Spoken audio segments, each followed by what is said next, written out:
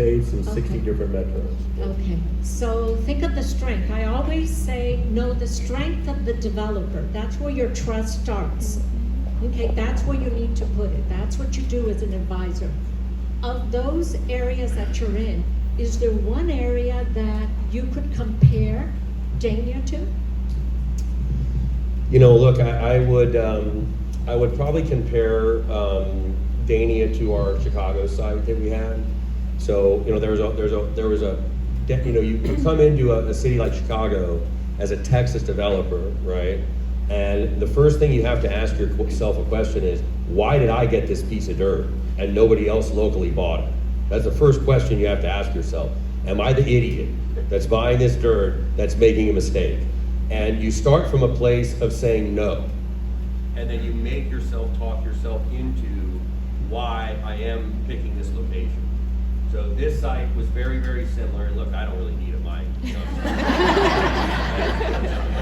You know? But anyway, so the bottom line is, at the end of the day, you have to talk yourself into why a site. So you start from talking yourself out of it, and you make yourself check boxes until you arrive at, I want to be at this site, and here's why. This site was no different. I showed up, I had the Kimco cheat card that said, hey, this is a good location for demographics, but then I had to convince myself that this was a place people wanted to live. How did I get comfortable with that? Very, very, very simple. I spent time here. I listened to people. I'm not that smart, so I let people tell me why they want to live somewhere, and I follow that. So for me, it was very simple. I spent time in the market.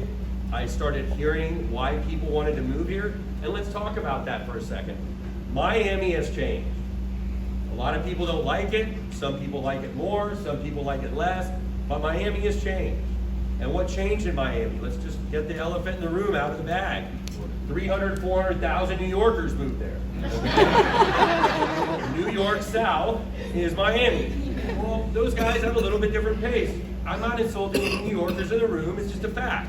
You run at a faster pace. You honk your horn a little more. You're not as patient. You want things done now. You demand better service. All these things are okay, but that's what's changed Miami. So the laid-back Florida lifestyle, that's over. You got Las Vegas on the water, and it's high energy, and that's Miami, and the cat is never going back in the bag, okay? It's over. So if you want to live the same quintessential Florida lifestyle, you're going to have to move up the seaboard. So that's what started getting eyes on Dania in the first place, is people said, you know what, it's a little too much here, a little too much crazy going on. I like to live a more laid-back lifestyle. I used to get Miami, and I can't get it here anymore, so where's the next sub-market that I can move? Well, let me tell you something. You guys should send a big fruit basket to whoever decided to do the Bright Line, because it was the single most genius move that ever was created in Florida, because it did what the Northeast does. I spent a lot of time in the Northeast raising money. There's a lot of money up there. And you can literally live in Baltimore, New York, New Jersey, and it's like living in one sub-market. You hop on a train, and you're right to the next sub-market immediately, and it allows you to enjoy literally 4 completely different markets at all times. If there's a concert, you can go down there, see a Pearl Jam concert, get on a train and be home at New York and in bed by 1 o'clock, okay? That changed this sub-market for the better forever.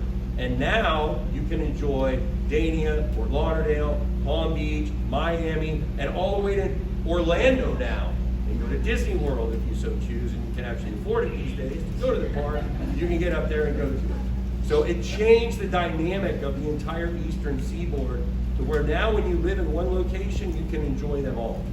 And so those were the reasons why we chose this site, is we had to talk ourselves into it, but it has all the trappings of living an amazing lifestyle. And so, yes, people don't know it yet, but people are quickly becoming aware of it, because when I have friends of mine that say, hey, guess what, I know you got a project Dania, I live there now. I do bonfires on the beach at night. The water's some of the clearest and scuba diving water in the whole eastern seaboard now. And so there's a lot of reasons why Dania, that's why we're here today to explain it. And that was my reasoning for deciding to talk myself into doing this site. And one thing I will tell that Maricela said about the strength of developer You can look up, we've never had a failed project, ever. I've never decided to build a project that I didn't get built.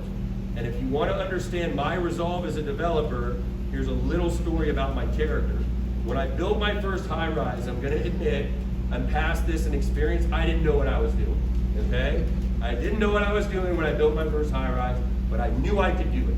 I'd done many garden developments, I just never built a 15, 20-story high-rise, but I believed that I could. So my ignorance was my weapon. So in order to finance that deal, just to all you remember 08, really tough time, I went out for financing for that building in December of 07. Not so easy to land an $80 million construction loan in the face of what that market was like. I went to 126 banks before one said yes. 126 banks until I got that project financed. I don't know how to quit. I don't even know what that word means, ever. So when we say we're gonna do a project, you can stick a pin in it, it's going up. One way or another, that project is getting built, and I don't even know what it means to not have the resolve to see it through. And I think that's a very important thing, because there's a lot of faith here. You gotta have your faith in me, and I gotta have my faith that your buyers are gonna close. And so we're in this together. And I promise you, I will do my part, and this project will get built. So from that perspective, I'll turn it back over to you. Thank you so much.